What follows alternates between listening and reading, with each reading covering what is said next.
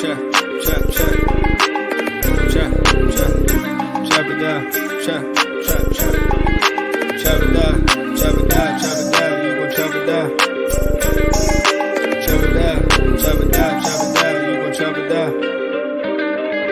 Down, set, watch him throw the ball, we gon' pick it off. You gon' let him hit the hole or you gon' cut it off. You gon' play through fourth and long or you gon' punt it off. Your defenders, heavy hitters, put your pads in. Don't be looking for the ref to throw no flags in. Keep the helmet on, keep the cleats tight. You the type to want to win by any means, right? You should look alive. This is Trap or Dive. Hey, bro, the comments going crazy already, bro. Oh, my goodness. Welcome back to another Trap or Dive podcast, post-game edition, man. I am your host, Mual. In here with the fellas. I think AJ's backstage. We're going to make sure he all set up before we get everything going. But Dre's in here with me right now. Obviously, we are checking in after a 38-31 loss to the Philadelphia Eagles. Washington falls to 3-5, losing 2 straight. And that was an ugly ass fourth quarter. Second half, to be exact. 28 points that you allowed in the second half to help find your way fumbling the game, Washington. Dre, appreciate you hopping in early, man. How are you feeling? First off, I'm sorry, Al 2, G's, Jarian. Yeah, it is the first time we on YouTube a lot, brother. That's why. But yes, I am on. It's a good time. We are on Twitch right now. We are on Twitter as well. We do have call-ins, so if you all are wanting to line up and call in, check the YouTube side's description. The link is in there for anybody to call in. Just make sure you have your name so we know how to pronounce you or what to say. I don't know. But yes, there is a link in the description on the YouTube side. So if you want to join up, feel free to join up. We'll have you on. But I see everybody in the comments, man. Appreciate everybody checking in. Dre, I'm sorry it took so long to get to you, but how you feeling, big dog? What can you say about today's effort? Actually, I was surprised given everything coming into the game. You know what I'm saying? They was talking about maybe possibly fire sale, and then there was the whole, if they win this game, we're going to, try to push for the playoffs. But if they lose, we're going to trade players. So I kind of expected a shit show. But then again, they came out and they balled in the first half. I mean, they gave a better effort than I thought they would. I mean, Sam, despite the late game, thought he had a hell of a game. I mean, I'm actually surprised, but I haven't processed how I felt yet. I'm not really angry. But at the same time, I'm not like, oh, man, moral victory. So it's a weird feeling right now. Yeah, man. I kind of feel like I'm in the same boat. Like, I only have one major takeaway from today, and it's going to be my one sentence takeaway. So everybody that's in the chats, I do this on Twitter as well. Let me know what your one sentence takeaway is, and we can kind of go from there. But yeah, like I'm in that same boat, bro. Like I'm not in this space where I'm like, oh, I'm upset. It's like, matter of fact, Amani, who I see you backstage. Well, you first up as soon as we start taking calls. Amani put it perfectly. Let me go to I retweeted it. He said when I asked for the one sentence takeaway, it's an evergreen tweet. Outcoached again. The challenge was the turning point. That was one part. That was one phase of the game really like hurting Washington, right? Being outcoached again. But then secondly, everything that happened in the game is something that we have seen every single part of the season. So it's like, how many times do you have to talk about it? Like, it's just it occurs once like every single week, or finds its way to resurface every single week in particular ways. And I think that's kind of the thing that it's either frustrating as a fan or it wears down on you. Whichever boat you align on, it just wears down on you. So I think for me, man, I'm not in that space where I have a sense of anger with this loss.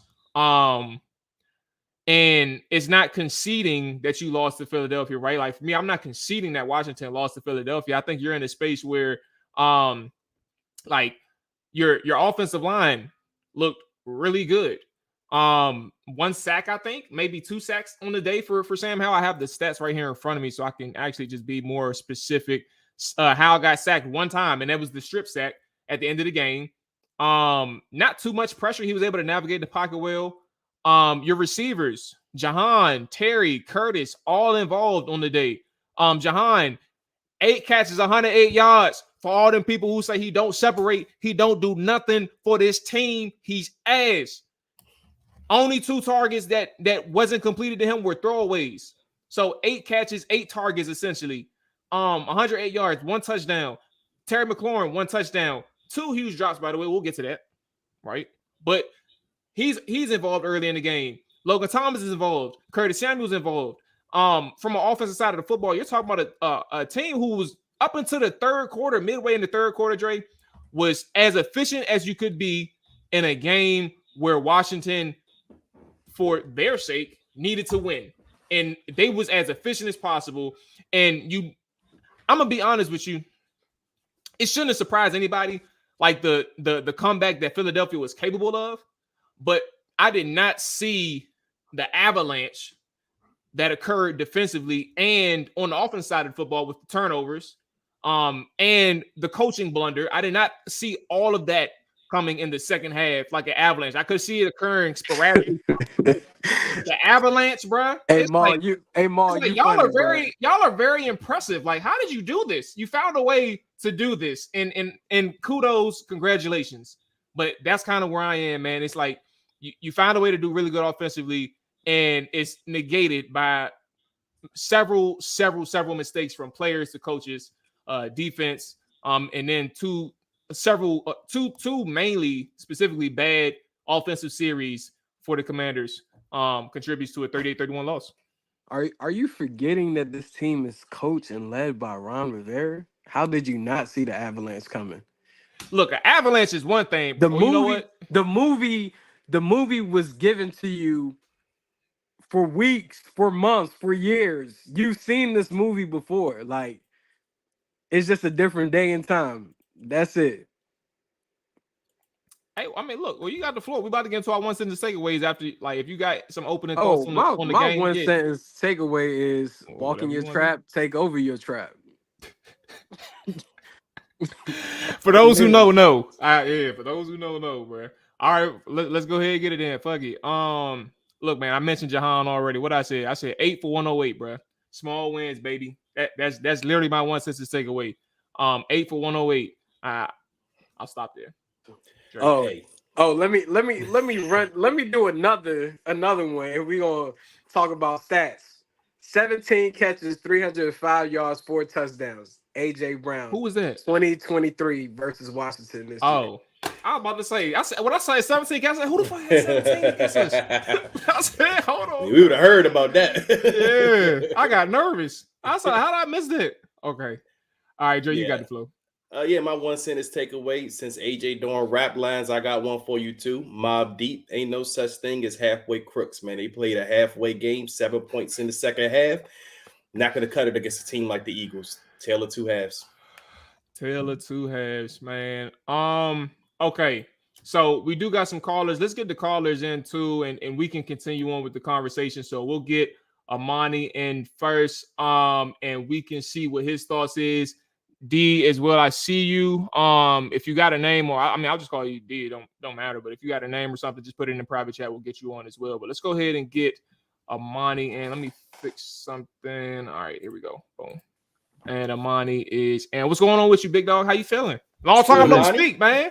Yes, sir. What's up, man? Good to see all y'all. Yeah, what's up? Absolutely, brother.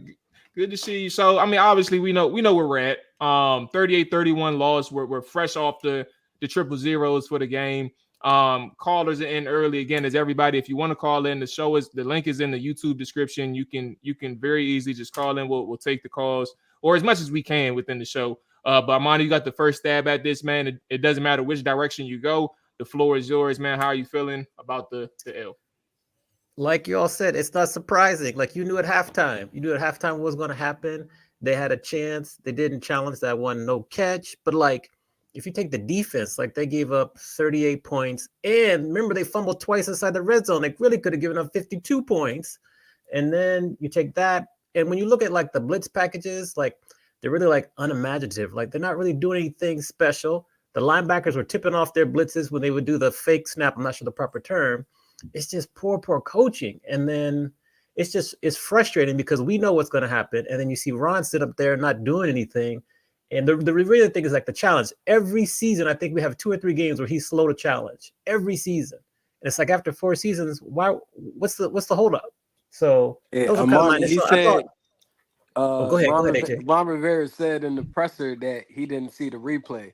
But I'm like, you don't need to see the replay. You live at the game. You got the best seat in the house. But Your aren't there people in sideline, his ear? Like your people should be side, in his ear. yeah, your sideline is also telling you no catch. They were right in front of the play. Like your players are telling you, you don't need to see, you don't need to see the replay. Like if you wait to see the replay every time, you're not gonna get the opportunity to challenge.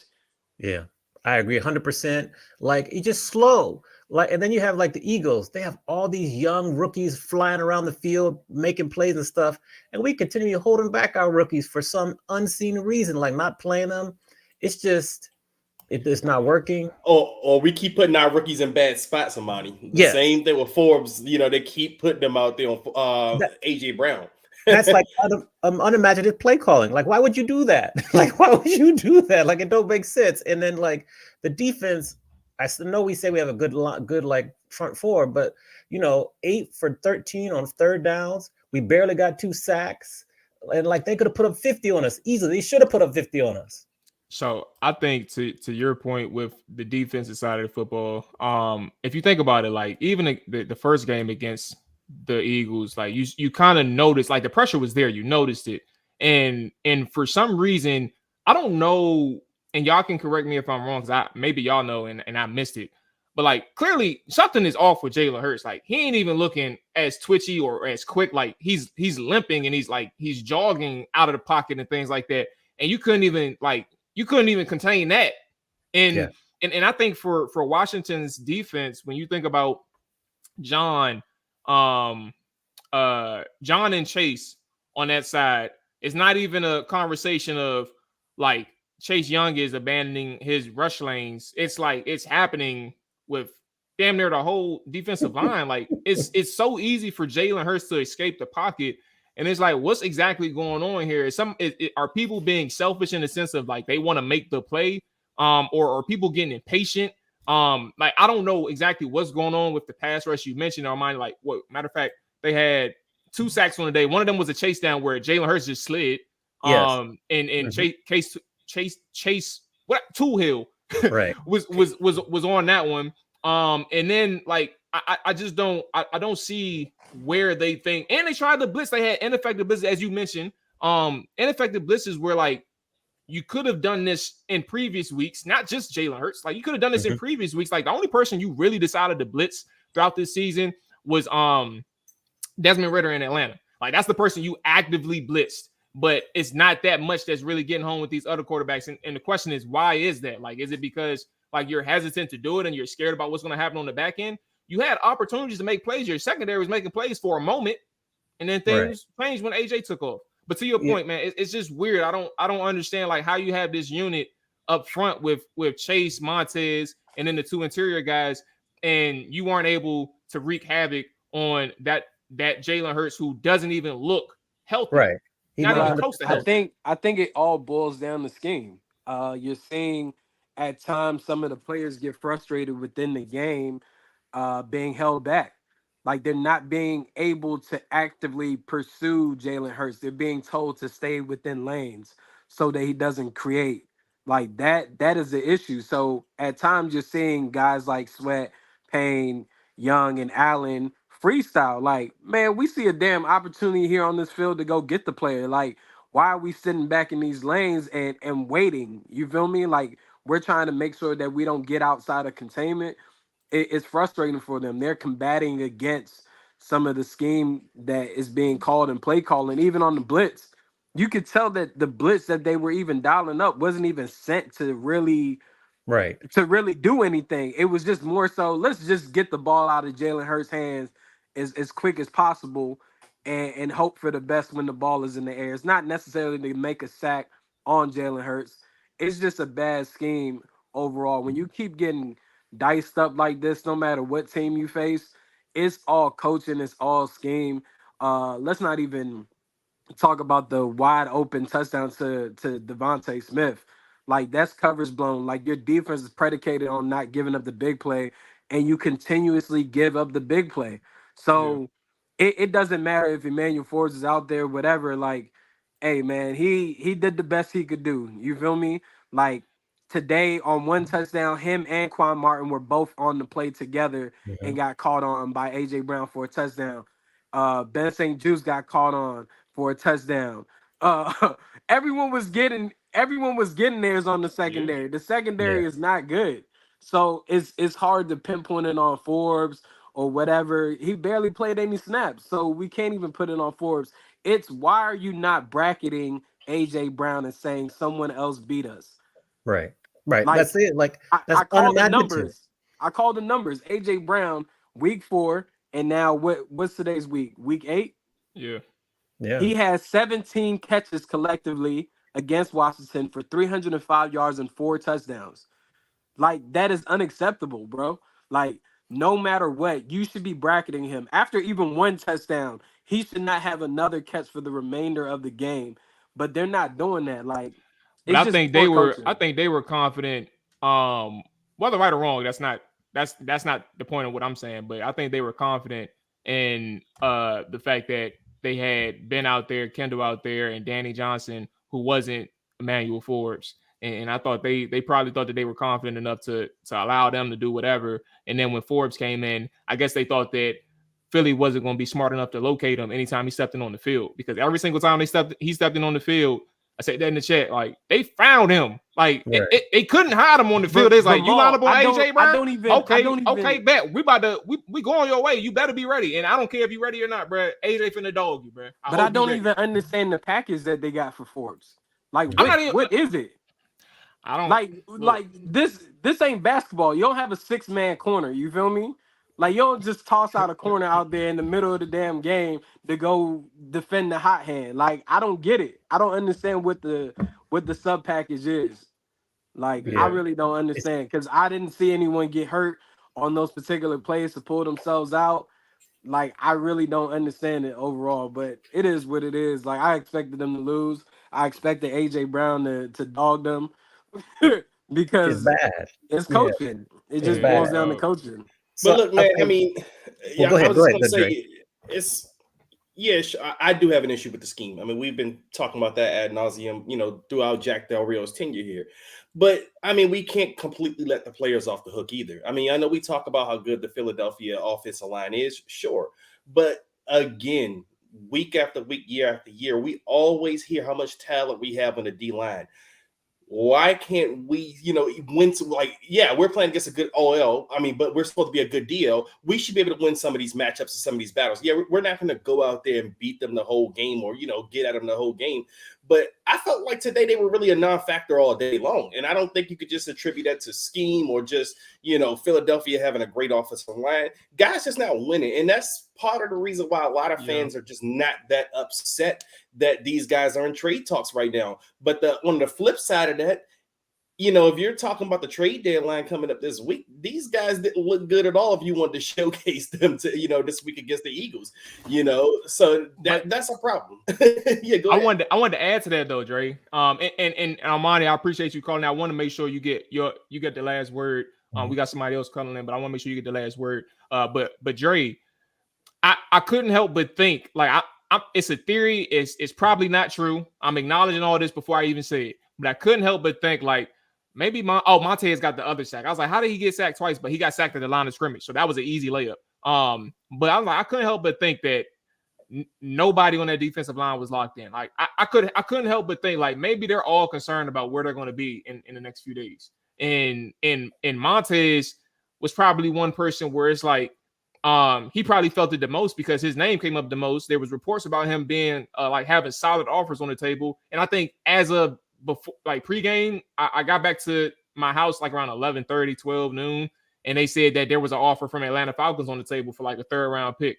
So I couldn't help but think that whether or not, I mean, you get paid to be locked in, it's whatever, but it's like maybe they weren't even there. And I'm not excusing. It's more so an observation because, like, what the hell were y'all doing? That's kind of where my head was at. Yeah, I mean, I think, man, I don't think any of these trade things are necessarily going to happen. I think if there is one guy that could be traded, is Jonathan Allen, but I don't see Sweat or Young being moved. At the end of the day, you know, they're the two guys that we keep talking about trade talks wise are primed to get paid. So it's really not anything to really be worried about. Like it's not like you've had the best situation here in Washington, but you're gonna go somewhere else. If someone else wants you, they're willing to pay you the big bucks because they know that your contract is expiring at the end of the year. You ain't really stressed about that. Like, let people continue to put out their little rumors, whatever. No one's gonna know if any of these guys are gonna get moved until it actually happens. Like, I just don't. I just think that it's just clickbait at this point. Well, one thing's for sure. And Armani, I'm gonna give you the floor right quick. But one thing's for sure. They said last night, reportedly, Ron was like, it depends on if we win or lose the Eagles game, how I'm about to move. Well, guess what? You lost, buddy. so let's find out what the hell you finna do in the next few days about this defensive line, since you had to wait to see how y'all was gonna play against against the Eagles. But Armani, man, I want to give you the floor, man.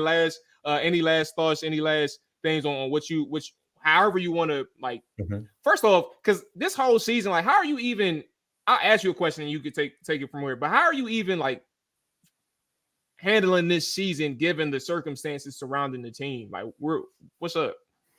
So I'll answer that first. Like, so this season, I mean, the biggest win for us is getting rid of Dan Snyder. So that's the biggest win. So we kind of start off ahead. But, you know, you still want to see them play well. They got talent, and it gets kind of frustrating. So, you know, and especially games where they could win if they actually had good coaching. So that's kind of how I'm handling this season. But I'll say two things and then I'll be out. Like, I thought Sam Howell played good enough to win today, for sure. Like, you know, it was good, quick, made good throws. I thought the throw to Logan Thomas was an extremely good throw. So I thought he played good enough to win. You know, he made some mistakes and maybe missed some reads, like on that fourth down when he could have come off of it and go to, I think it was Samuel in the slot. Fourth and one, yeah. Yeah, but besides that, you know, good enough to win. But it comes on the coaching, because you saw what Darryl Green said pregame. He said, you know, if I spend 10 minutes with Forbes, I can help him out. And that's like, interesting. What are you seeing that the coaches aren't seeing? Why isn't anyone helping him out? And I just think that this regime has left a lot of the younger players out to dry, played favorites, and it just continues to rear its head. And, you know, I'm kind of over it, because it's the old school way of like managing people and players. And that's not the way the new era works with. It's like, you have to help them. You can't be playing favorites. So I'm going to say that. Finally, like, I appreciate the work y'all doing, because I know during these losing seasons, it's hard to show up every week and everything. So I know we got a long season ahead. What is it, 9 more games. So I'll be here with you, but props to you all. And I think maybe Sweat gets traded, but that's it this week. Okay. Well, Amani, you already know, man, we appreciate you always showing your support. So I appreciate you calling in. Glad to finally have these call-ins back. It took me long enough, but we here, man. So definitely appreciate you checking in, Amani. Right. Sucks it had to come after a loss, but hey, man, you here. Cool. All right, boss, man. You take care. All right, later, y'all. All right, Amani. All right. So there is Amani. Again, if you all want to call in, the links are on the YouTube side in the description. So you can definitely tap in through that side. We do have somebody else as well that's waiting in the comments. Waiting backstage. That's about to come up soon. So he'll have the floor in a second. But there are some post-game quotes that are coming out at this point. AJ mentioned, yeah, I'm looking at that one now. He never saw. Matter of fact, let's actually hear what he said. He has 30 seconds here, so let's kind of hear what Ron Rivera had to say specifically about that play, and share the audio. And here we go. Why did you not challenge that? I didn't see it. Why is it not? Am I tripping? I know I'm not tripping. Oh, it's muted. My bad. All right, here we go. Why did you not challenge that? Because I didn't see it on the screen. I was looking at the screen to see if there was something that could help me with it. And then I was waiting to hear somebody upstairs, you know, did you see it or not? And we hadn't seen the replay. So we weren't sure. So we just, you know, they did their hurry up, ran to the line, and snapped the ball. And you're almost thinking that amount of time somebody else could have looked at it. Saw it. I mean, I still don't know whether it was or wasn't complete. It wasn't complete? No. What are your emotions?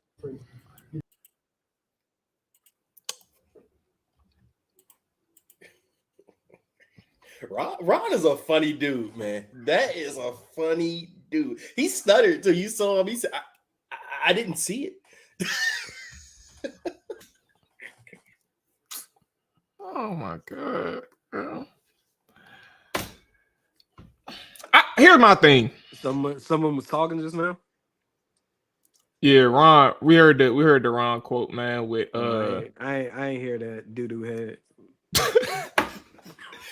I don't get it, bro. Like my thing is, so the Jahan drop. Like whether I mean I understand people gonna be frustrated with the way the refs kind of maneuvered with some of their calls and changing some things up. Like I get it. But I think for even in that situation with the Jahan drop, right? I can see why it could from that last angle that they showed, like after the initial catch or whatever, or after the play initially happened. Like I can see why you can think, or like especially if it's inconclusive, why it can be considered a drop, right? It looked like the ball hit the ground, but you don't know if his arm is under it, right? Whether or not if you think it's a catch or not, that's besides the point.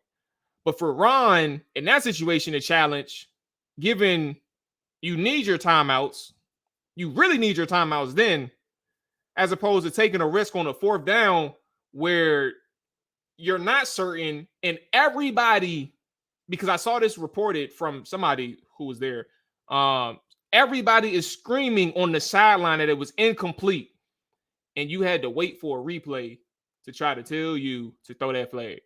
Like that's kind of where my head is. Like I'll never forget like last year, right? Or maybe it's 2 years ago. Dre's always good at this, like the memory thing. Remember he was getting yelled at or something like that. Because it was the Devontae Smith. It was last year against Philly. Deja vu. Brad, he didn't throw the flag. And then the very next week, he said he threw the challenge flag that it was, even though it was he lost the challenge, but he threw the challenge flag. People asked him why he did it. He said, well, I didn't want to be in the opportunity like I was last week when I didn't call it the challenge. Like sometimes these things, like it just like the strategy is, there is no strategy, but it's just so confusing because it's like, why would you even put yourself in that position, bro? Just throw the flag. Like at least then if you miss on it, you don't have, like 2 plays later they score, bro. At least if you miss on it, bro, like you know what type of situation you are when Sam Howell gets the ball and you're down 7 points at that situation late in the game, whether you got to punt it or whether you got to play or whether you got to go for it. Like, you know, even further. So that's kind of where I'm at. Like I just didn't understand the whole logic behind even throwing a challenge late in the game versus not throwing it when Devontae Smith 4th and 1 or 4th and whatever. Maul, that's last year when it happened. Like you said, it happened in the same exact scenario in a sense with Devontae Smith. I felt like Ron was done, or he was checked out at that point. And then here we go a year later, and it's the same scenario, same situation. And in this situation, it was literally the turning point of the game. Like, I mean, I think that you may have a whole different ball game if you challenge that and it comes up incomplete. It's like you said, they ended up scoring a couple of plays later. They don't score on that drive. Washington has all of the momentum back in their favor, and the score, you know, doesn't seesaw the way it ended up seesawing throughout this game, I think. You know, at least that's my opinion. But that's a turning point in the game. And that's the type of stuff where you just can't have. The head coach is literally out here costing you games at this point. Like, I mean, that's 2 situations. I mean, even though this is a year apart, but this is 2 situations where your head coach is leaving things on the field that's hurting the team. And he's acknowledging it, or he's coming up with some excuse that makes no sense. Like I said, he just stuttered just now. Like, it was like he was trying to come up with something like, you know, I don't know what to say, because he knows. I mean, come on now. He knew that it was a catch. Now he wants to act like he didn't know it was a catch. That's the type of stuff Ron gets himself in trouble with doing that. But again, we all seen it. And my thing was, like I said, who's in his ear? Because I thought the challenges probably come from the booth or whatever. It's like, you know, like, someone had to be saying something. You know what I'm saying? But like you said, that's on the head coach at the end of the day. He's costing you out there, man. AJ, if you got any last thoughts before we get our second guest in here? No, I'm good. Okay. All right. So let's go ahead and get D Nice in here. D Nice is checking in. Appreciate you waiting. The floor is yours. Anything and everything that's on your mind with the Commanders, you steer the conversation, big dog. All right, man. Thank y'all for having me on, man. Listen, I'm so frustrated right now. Just I've been doing this, man, since 1987. Okay, like, Damn. and since '87, I've been doing this. I've been on this train. All right, now with this regimen, I feel like I don't know if y'all ever seen this movie. It's like a early 90s movie. It's like a group of aliens of old people, and they just end up on Earth. What is the name of this movie, man? Somebody in the comments will know. But I feel like Just put in the that's comments. what happened to our coaching staff. We got like a group of these Geritol old people, and they just like took over the coaching staff because it's like y'all keep saying, well, is it somebody in his ear? Like when that drop happens, somebody in his ear, and somebody has to be in your ear for it. The sideline to react the way they did. That's hint one, right? Then hint two is the Eagles running back to the ball and trying to get on the ball and rush this play. How many hints do you need to say, hey, hold on, let me go ahead and take this chance and throw this flag? And if I'm wrong, then I'll be wrong on that. You know what I mean? Like, I feel like Sam has really no chance with this coaching staff. Now I see him progressing and stuff like that. I'm happy with the offense. I'm not really happy with EB, but that's a whole nother situation. I feel like he gets past happy. We 4th and 1 in our own territory. Why are we dropping back? We've been running the ball great all day. Why are we dropping back on 4th and 1? Y'all, like, am I the only one that feels like we should have ran the ball right there? Nah, I was in that space too. Like I talked to AJ to you, like we all know like Curtis Samuel on the coverage bus, Curtis Samuel got open deep, but like if I had 5 times to run a 4th and 1 in that situation, I honestly would probably throw it. I mean, excuse me, run it 4 times out of 5, or maybe even Like 5 times out of 5. So even I from even a if we're gonna do that, what happened to the read option? Didn't we just get a I first mean, down with the read? I Like, this disagree. is what I'm saying. I disagree with that because like that was a perfect play call. And 4th and 1, you don't want to be typical and just try to run the ball. Like it's not guaranteed either. No matter how big of a running back we view Brian Robinson to be, but Curtis Samuel was wide open for 6 for a touchdown, right? And there was other players open. Even in the motion, he could have hit. He could have hit him in the flat. He could have done a lot of other things besides waiting on Terry to beat his man 1-on-1. I But agree. Yeah, I it's think the just main thing was him locking on to Terry. Like that wasn't. That's why I was like, yeah, you can call a run play, which is what I would prefer. But at the same time, like you can't, like you as in us, you can't ignore the fact that if you lock on to a receiver, like you're giving up on all the other routes that's out there. Like you got to keep a play alive if you're not open. You got it, yeah, AJ. Yeah, yeah. I mean, I guess just to chime in, I don't think we could really say anything about the offensive play calling today. Honestly, I don't even want to hear anybody talk about running the ball. They were effective enough in the passing game, and they had a good amount of runs that were not used to. Brian Robinson ran for his longest run of his career, 29 yards. I just think, Right. when it really came down to it, Sam Howell didn't make the necessary plays. Some people gonna blame it on Terry McLaurin for dropping passes, but I mean Terry McLaurin is standing straight up. Like if you got to dive down to the ground to go get a ball, that tells you that it's a bad throw. And you can also see the footwork on these passes with clean pockets, with clean space around him. It's kind of confusing why the ball is coming out like that. Either way, man, it's just a poor coach game I agree. from the I defensive agree. side of the ball and managed by Ron Rivera. You got to do a better job of managing the clock and managing the situations. I agree. The Eagles let them off the hook when they got the ball back with 4 minutes down. For whatever reason, they decided to pass the second and third down. They could have just ran that clock all the way down for Yeah. real. And they only had 2 timeouts at that 4 minute mark. So that just goes to show you how poorly the game was managed. Because before they went for that 4th down, Ron Rivera called a timeout, which is stupid. Right. Well, I just feel yep, you like got it. Yep. the last thing I want to say before I go, fellas, is I feel like point blank, we can say what we want to say. I feel like if Ron Rivera challenges that call right there and we stop them, that was 4th down. We have all the momentum at midfield. I think we win this game. That's just my personal opinion.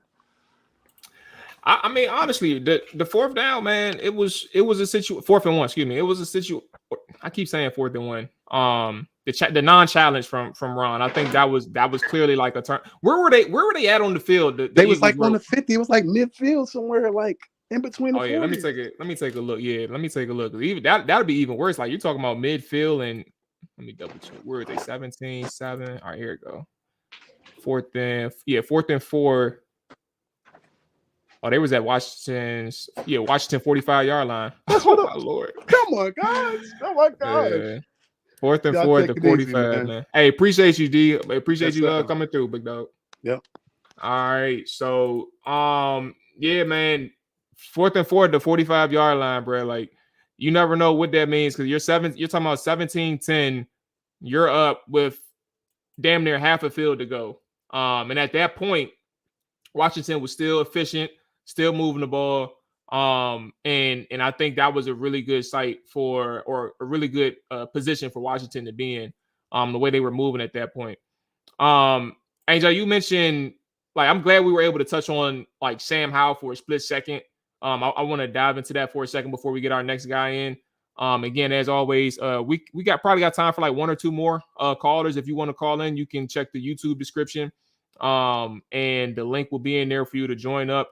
If you have an A-list or something like that, and you want us to, I don't know, if you got a specific name that you go by or whatever, just let us know in the private chat when you jump on. But okay, you mentioned Sam Howell, AJ, and I think I want to talk about his day for a second. Armani started off pretty well. Like it was a really good day for Sam Howell. For the most part, 39 to 52, 397 yards, 4 touchdowns, sacked 1 time. Really good day for Sam and the offensive line. Tyler Larson came in, played okay. Chris Paul came in, played okay as well. I think these were, I don't know what this means long term in terms of the rest of the season. Long term, I don't know what that means. If they'll be able to sustain or start mitigating the pressures and sacks that he has. But I also think that Eric Bieniemy did a really good job early and often of giving Sam Howell different angles to throw from. He got him outside the traditional pocket. But also Sam Howell was able to move the ball from receivers to receivers, like working mismatches, seeing the field relatively well early on, right? And I can't take that away from him. And when I say early on, I actually want to say even throughout the game, I think the issue with his bad moments of today, which I can't really, it's like I don't even want to say this word because it's so toxic. Like it's like a certain quarterback that we're familiar with. Like you have a good day throughout the whole day, and then it's that one drive where it's like, oh my God, like that's the play that we were expecting and hoping. Kirk Cousins? Hey man, it was that type of like you had a hell of a day, and then we had 2 turnovers for you at the end, man, a pick and a strip set. like it was that type of day for Sam Howell and now while I don't want to say that they're like, right? I'm not comparing the two exactly. It's just a familiar day that we've seen. Like he had a hell of a day before a young quarterback in Sam being able to fight back consistently throughout the day, even when the lead started to change from Philly to Washington and battling back and forth. Like he stayed in it. He stayed locked in. It's just unfortunate the way things ended for him when the game was actually on the line. Having those two bad throws to Terry. I think for those who are wondering if Terry should have called it, I think all of that is a important conversation. But I think if there was any pass that he should have caught, it should have been the second one. But it doesn't even matter because both those passes, Terry McLaurin is wide open in the void of the zone void. So like there shouldn't be an instance where Terry have to reel a pass that's about to skid the dirt behind him. And that's kind of where it's like you don't need those opportunities or to be squandered like that. And that's kind of where it's like that's where the day kind of went left. Like it went downhill. But at the same time, overall, a good day. Is just unfortunate that those two plays in that sequence happened when the game was on the line for Washington in the fourth quarter.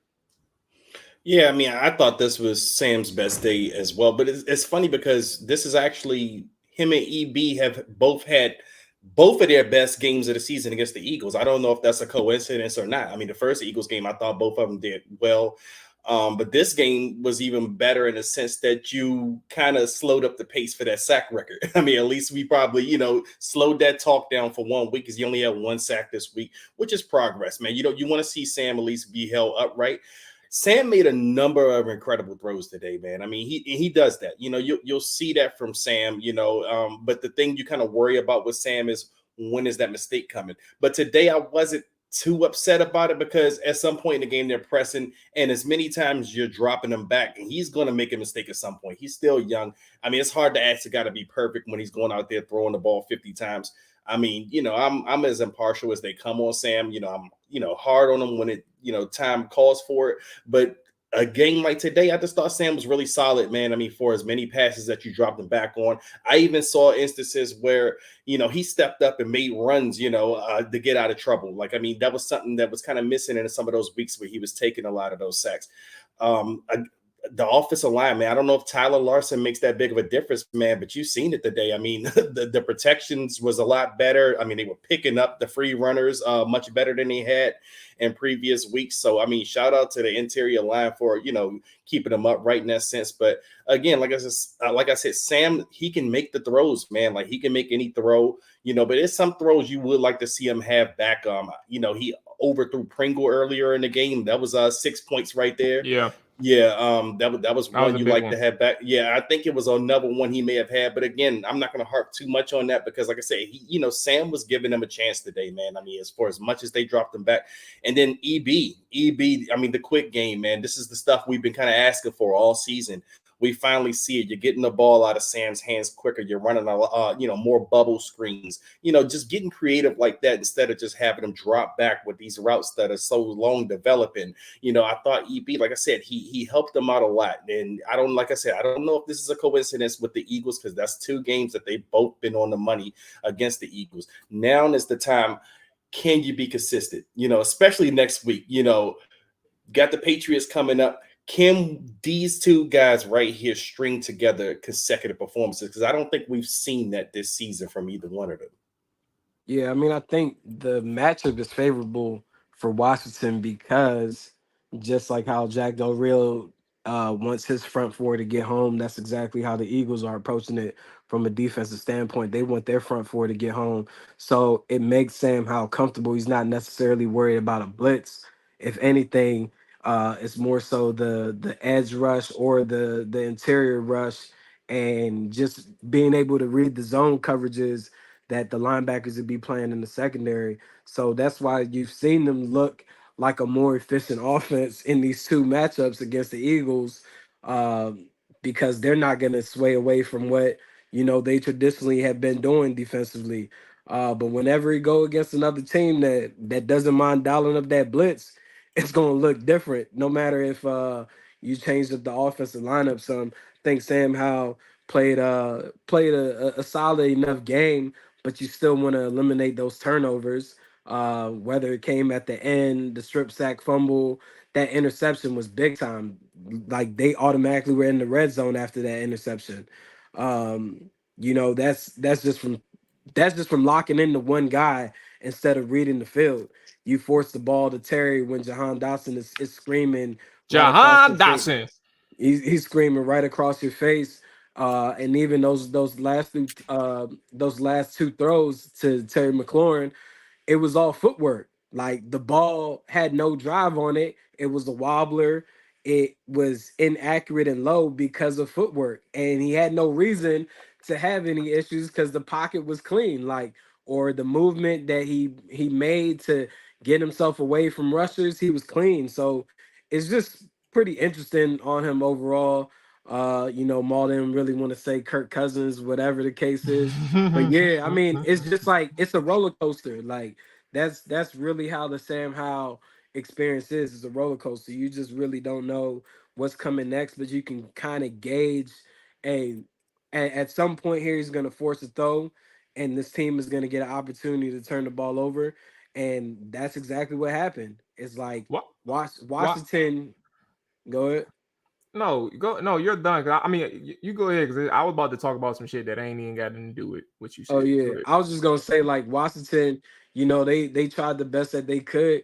When you stop the team twice in the red zone from scoring, like you should win that game. When you score 31 points offensively, you should win that game. Curtis Samuel ended up even um being out for the game, I think in the third quarter, and you were still able to be productive. We haven't even touched on the fact you keep missing guys deep for some reason. Like that's supposed to be his best throw, and it's really frustrating me because that is his best throw, but he keeps missing guys deep. Pringle should have had 6 in today's game. Like, I don't know what it is, but overall, it's like, it's just a roller coaster with Sam Howell. Oh That's no! just what it is. I just accidentally saw. I've been purposely trying to avoid the Kirk Cousins replay of the injury, but I got automatic video playing on my desktop while I'm scrolling for goddamn quotes. Okay, yeah, that's unfortunate. Damn. Okay. That's the All right. first So serious injury in his career too. I don't think he's ever had a yeah, serious injury before. Yeah, hell no. yeah. Hell no, man. Okay, so we do got Ant That in here. might Check it. that might pack him up, honestly, It might. because the Because he was on torn his last year, Achilles, wasn't he? yeah, a torn Achilles going into November, he not gonna be ready before the start of the season, and he gonna be a free agent. God bless, man. Hey, at least he made a lot of money, man. He did. Damn, that's true, bro. Like November, torn Achilles, bro. Free agent. Factor his age as well. What is he like? 30, 35? yeah, 35, Yeah, about to be 36. 36. Yeah. Anyway, we got Ant in here.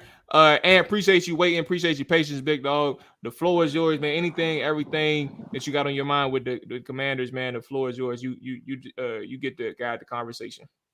Man, I appreciate y'all letting me on the show. Already. I just had a few things to bring up for real. First thing, like I brought up in the comments, the O-line, was playing better today. I saw Chris Paul was actually stout against them bull rushes. Sam actually had a pocket to step into. The center, what's his name? Larson. Yeah, Larson not getting blown back into the quarterback. He actually got some time to throw now. So I'm trying to figure out where the evaluation on with the O-line of why Sadiq Charles was starting the whole year, but this coaching staff not going to be here next year. So, that's in true. terms of the game, other than that, if Terry wants to be considered an elite receiver, you got to catch those passes. He has to. They both of them hit his hands. I don't care how bad the throws were. You want to be considered elite, a top dog, you got to make those plays. Just like we was getting on Jahan last week, the ball hit his hands. Same thing goes for Terry. That's all I got to say in terms of the game. But since this season's over, just want to hear your opinions on the trade situations going on. Like y'all brought up, Kirk got hurt. What y'all thinking about Brissett to the Vikings now? And maybe I heard some Montez going somewhere. Maybe Jonathan Allen. What y'all think about that? Appreciate y'all. Hey, if I could jump, I go was ahead. gonna jump in real quick. Like, I think I hate when people say like you gotta catch that. Like, if you standing straight up and someone throw the ball at your damn feet where you gotta dive down to the ground, I don't think that should be an automatic catch. Like, that shouldn't be viewed as an automatic catch. I think it's The lead nuanced. receiver got to make those catches. I think it's nuanced. I don't think Ant wrong. I don't think AJ wrong, right? But I think in the context of like understanding how difficult some things are. Like, for example, I'll say this because I know AJ and Dre have never heard me talk like this. I play flag ball. I play receiver and flag ball, right? And even just outside of that, just understanding like how a game works and how football works. Like, imagine you as a receiver is just running a route and your momentum is taking you. I'm making up something, so not even specific to what just happened with Terry, but your momentum is taking you to the sideline, or maybe your momentum is taking you towards the end zone in which you're going to, right? And you get a ball that's underthrown or that's to your inside shoulder when you're going to the sideline, the opposite sideline, and you have to adjust in a way that's clearly uncomfortable for anybody to make that adjustment, right? Sometimes when you do reach out to make a catch right there, it's not the easiest thing to do. and it's never easy for even a reliever, an elite receiver to do. And sometimes when it's bad passes like that, like those situations, bro, it don't matter if you're in the NFL or if you're playing flag football. Those passes are fucking difficult to make no matter who you are, because it's all about, like, it's literally a momentum thing, trying to adjust with something where your forward momentum is taking you one way and you have to adjust to something where it's taking you, or the football is taking you another way. Now, like I said, that was a whole separate example from what happened to Terry, but like adjustments is the whole main thing. Some adjustments aren't easy to make, and that's kind of where it's like Ant isn't wrong, but neither is AJ. And I wanted to chime in a little bit on that too, because Terry, we've seen him make even more difficult catches than that. And then on top of that, last week, same situation. I thought Sam Howell could have gave Jahan Dotson a better ball last week, but also Jahan Dotson, he can catch that pass. Even though it's behind him, he can catch that. And people got on Diami Brown earlier in the season when Sam missed him on a deep route, and they were saying, it was off his fingertips. It was the tip of his fingertips. But people were saying Diami could reach out for that. So we got to kind of hold Terry to that same standard. I mean, he's supposed to be the number one guy here. And like we said, we've seen Terry make tougher catches than that. And both times, to your point, AJ, he got on the ground both times. Like he wasn't, he was standing up at some point, but Terry was able to adjust and get low enough to whereas his hands were around the ball. Should the throw have been better, or could the throw have been better? Absolutely. I do think the throw could have been better. But does Terry make tougher catches, and can he make those two catches? Yes, Terry can make those catches, and he should. Bro, it's water, bro. Hey, come on. It's just water, bro. But yeah, I mean, to touch on even the trade aspect, before we move on, but when it comes to trading, man, I personally wouldn't move on from Montez Sweat and Chase Young.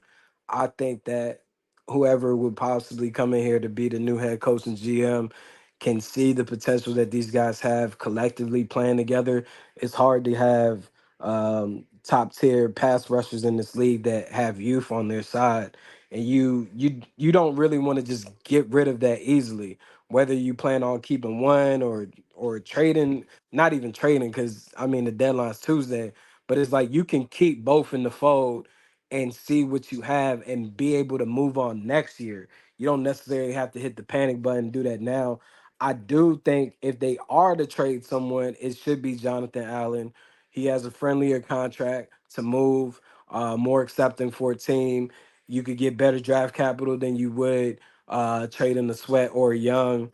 Yeah, that's what I would do. I think it'd be easier to get a D tackle to play alongside Payne and still have Sweat and Young versus trying to replace either Sweat and Young or both of them on the edge side of the defensive line. But AJ, I disagree. I mean, I do agree that you can get draft capital for John Allen, but how much better draft capital can you get for Allen than you would get for a Young or Montez? I think, a lot of teams will look at the edge rusher position as a more premium than an interior lineman position.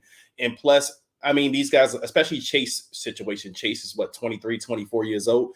He's going to get paid regardless. And if you as a team are jumping out there to trade for him, you could still probably get a steal for the guy, even if you gave up a second round pick and you're still paying him at this point. Like, I mean, if they think that he has that potential that a lot of teams, may think he has, I don't think the fact that they will have to pay him would deter him too much, because, if he's going to be the guy, if he can be the guy you think he's going to be that premier edge rusher, it's a no-brainer for a lot of teams. And I don't think John Allen is necessarily going to fetch you a lot better draft capital.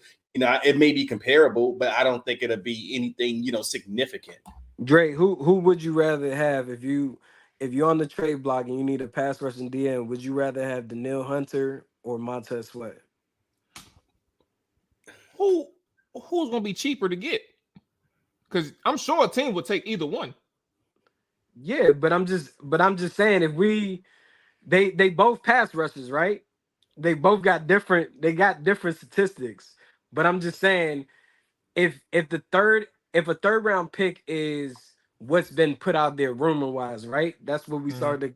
We started off kind of like the show saying that Montez has been rumored to be on the table, third round pick from the Atlanta Falcons. That's not enough for me to give up on Montez Sweat. Like, if I can get a second round pick for Jonathan Allen or even possibly a first, I'm doing it. But if it's not more than the third round pick for any of these guys, I can't even consider it. There's no point of even going back in text or having a further phone conversation because you also gonna get compensatory picks. So it's like it has to bring real value there if you're gonna Yeah. move these guys. That's my whole thing. Plus, I wouldn't want Ron Rivera doing the negotiation for any of these guys. Like it just doesn't make sense for me. So that's where all of the trade talk is very intriguing because it's like who is making these calls and who is actually negotiating these deals because we don't expect these people to be around. How can they be the one to ship off assets? And Dre, you got the floor, and then you asked us the question, but I want to make sure you get your answer in too before you leave. So I want to make sure you go. But Dre, if you had any last No, comments. I was going to say to AJ's point, initially that's been my stance as far as I don't think that, these guys who won't be here should be overseeing, assets for the future. But I'm starting to think if there's any truth to maybe these guys are being shopped around, or some of the reports are saying the Commanders are initiating some of these trade conversations, then I'm thinking that there must be some kind of trusted advisor in Josh Harris' ear, basically saying we can oversee this for you. We can approve, like instead of giving Ron the final word or the final say on any kind of assets that you can bring back, maybe this trusted advisor is in the Harris group's ear saying, hey, I'll review any trade you send through. I mean, that's wishful thinking, but I'm just assuming with all of the chatter out there, because, the talk before again was, hey, if we win, we'll go for a playoff push. But if not, we're going to have a fire sale. A fire sale with a coach that's not interested in a fire sale because he won't be here after the year just doesn't make sense to me. So the only way I can make sense of that is to say that there must be someone that Josh Harris trusts that may be reviewing or having the final review of any trade compensation that may come back. And I don't know if that may be the guy that they just hired this past week, the analytics guy, who knows, but it could be somebody behind the scenes as well. And you got the floor, big dog. I appreciate you. I appreciate you joining us. If you got comments on your question about trade moves or anything, with the trade deadline approaching, let us know what you thinking, big dog. Yeah, just one last thing before I go. Again, I appreciate y'all letting me on the show. Bradley Chubb, if I'm not mistaken, got a first and a third, so I'm not quite understanding why we're only expected to get a third for Sweat or Young. Me personally, I wouldn't trade any of them, honestly. I just get a new coaching staff, wait till next year, because I believe it was AJ was saying, Yeah. I think an actual defensive coach could show how elite this team could really be. But that's it for me. Appreciate y'all. Alrighty, man. Appreciate you calling in. Okay, so for us, and I guess for me too, like I'm in this space. The best point and takeaway from the trade conversation is, bro, like a third ain't enough. You took Montez and you took Chase and you took all of them in the first round, and all of them to some point have shown their value to be more than a third round pick. Like first round is completely debatable. I think the only one that you can think of a first round is Deron Payne. Jonathan Allen, you can probably finesse a first out of somebody, some sucker. But you can definitely get a first with Deron. I'm not saying trade Deron though. I'm just saying that's probably the only person that's worth one. But outside of that, like, yeah, I don't see any, like, who is worth, like, first of all, that's just malpractice to allow anybody to move on from a third on that defensive line, because first off, you lose clearly in terms of the investment that you made and the return on investment that you'll ultimately end up making / losing. And then like I'm sitting here trying to figure out, like, what is it worth for Ron to even do it now? So while I did initially say in the show, like, we'll see what Ron does, I don't mean I'm okay with him moving. I've always been on the stance of, like, I don't want Ron touching anybody on this roster, but it's not because I think that these guys can do better with a new coaching staff. I honestly think we've seen enough to know who they are. I think Chase Young is develop or still trying to navigate and like find his way in the sense of can he win with pure like explosion / burst? Is he a power rusher? Does he have a little bit of a game, a mixed bag? But I think Montez Sweat is who he is. I think John Allen is who he is. and Deron Payne, for that matter, is who it is. That don't mean that those aren't all negatives. It's just like literally you'll like combine, they just aren't as effective as a defensive line unit, and you can move on from that. You have to find somebody on that defensive line or two people on that defensive line that you'll cling to and that you can build around. But outside of that, everybody else got to go. It's too much high assets on that thing where you got to move on. But I would rather a new coach, new general manager make those decisions, but not Ron Rivera. And I'm okay with them making those decisions, like missing their in season window. I'm okay with them missing that. Perfectly fine with that. And I was going to say the last thing for me is that I'm probably in the minority with this, but honestly, Sweat is the only one I probably would accept a third for, because I don't know if Sweat has really played up to the ability enough that you could say, hey, well, he definitely has to command a second. Now, Chase, on the other hand, I'm not giving Chase up for anything less than a second. I wouldn't take a third for Chase Young. But Montez Sweat, I think I will be okay with taking a third from him. And you might could even get something else like a kind of the Trent Williams package for Montez Sweat. I mean, that probably sounds reasonable, a third and a fifth or something. But the rest of those guys, no, I wouldn't take anything less than a second round pick. Yeah, that's about it for me too. But I want to make sure. So Jay mentioned that there ain't no next year. Both D's are free agents. To be clear for everybody in the chat, every single defensive end is a free agent on this team. Honestly, like even the backups are free agents too. Want to be clear though. Like decisions, you don't have to move both of them. Like that's the most important thing. Like there is a next year. You can make a move and allow. First off, you can make a move and allow one of them to go. You'll get a third round pick in free agency, which is abysmal given the situation that you're in, right? But at the same time, you can also decide to sign and trade. You can also decide to extend both of them in whichever way, whether it's a franchise tag or giving somebody some money and then making a move down the line. Like there's other ways that you can think about it. What's the most effective way? We're gonna have to brainstorm on that one right now. I think trading in season can work, but again, I'm not doing anything for less than a second. Like that's just is what it is. So I guess we'll cross that bridge when we get there. Yeah, folks got to remember Washington isn't paying a quarterback premium dollars, so you can really keep whoever you want to keep. But this team got a lot of free agent decisions to make on Curtis Samuel, Young, Sweat, Curl, Fuller. Yeah, you got a lot of decisions to make on how you plan on moving, and you got a lot of money that you can spend in free agency next year too. And my last closing thoughts on this is, honestly, I have no attachment to any of these players, man. I don't care who gets traded. You know what I mean? Like, I really don't care who gets traded at this point. Even, I know as Commanders fans, we have this thing where we're kind of worried about what a player is going to do when he leaves here. But at this point, I don't even care about that, because I think everybody probably can do for a change of scenery. Washington, I mean, we're going to get our change of scenery when we, hopefully get a new coaching staff, new front office. And some of these players just need a new change of scenery in a sense too. So, I mean, I wouldn't lose any sleep, even if some of those guys go off and they, be good elsewhere. I just think everyone probably could do, for that change of scenery. All right. I think we're done here. I think we're done. I think this was a well-rounded conversation. I appreciate everybody who tapped in. Everybody in the chat, man, from start to finish. I appreciate y'all giving us y'all input as well, making the show go along. Appreciate everybody who called in as well. We're going to try and keep those going every single game, every single post game. Take a couple call-ins, man, and try to reestablish those for the show. So we definitely appreciate that, man. If you haven't done so, like, subscribe. If you're on the audio side, make sure you give us a rating and review. If you haven't done so, man, it takes 2 seconds. Shows your support, right? We definitely appreciate that. I appreciate the donation as well.